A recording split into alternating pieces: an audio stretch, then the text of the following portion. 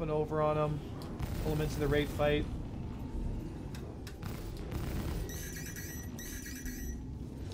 Oh, God. Oh, shit. One sec. Got missiles on me and I didn't set my flares. There we go. Good save. Yeah, fire missiles on me now, buddy. So let's reset. Don't do it, Cutlass Blue. It's not worth it. Into the corkscrew. A little bit of boost up there. Then push, push, push, push, push.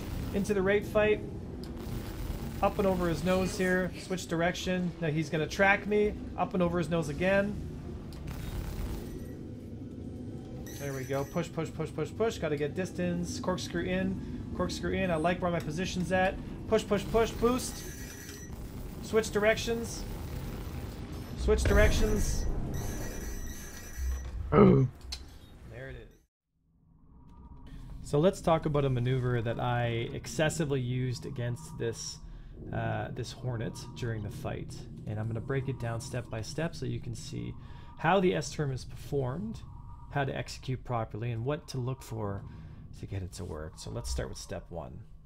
So first thing we want to do is we want to orientate ourselves properly against the target. We want to use our bottom thrusters as seen in the picture here to create the bottom of the S as we pass the nose on the enemy fighter. Typically it's best to move alongside the enemy fighter in the enemy fighter's yaw direction, but if you can't move against his yaw, if you're going to have to move against him in pitch, then so be it.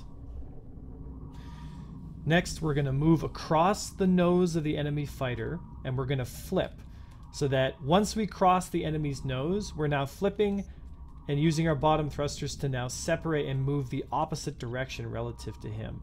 It's very important here that you don't create these S-turns in a vacuum, in the sense that you must look at the enemy's nose direction at the time that you start the rotation. If you start to rotate to change the direction of your movement and you haven't crossed the enemy's nose, you might actually make it easier for you to get hit rather than harder. So be sure to make sure that before you rotate to switch direction that you cross the enemy's nose. Final step here is to create the S-turn in its entirety, and right here I have the rotation points marked so that it's easier for you to understand.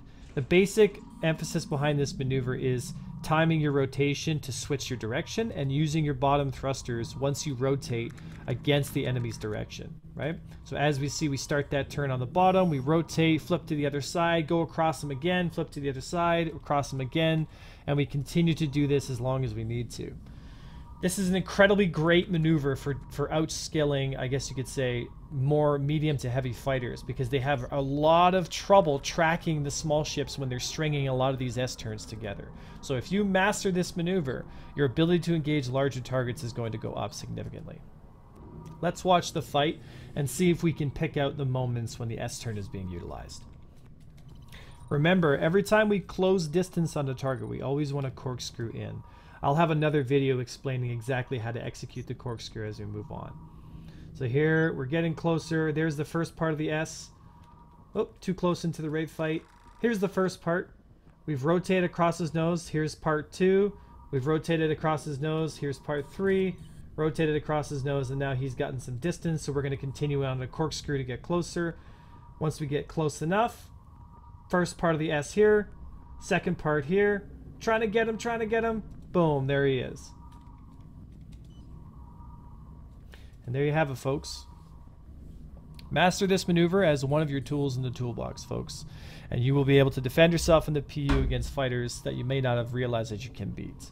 Keep flying, never give up. If you get shot down 9 times, get up 10.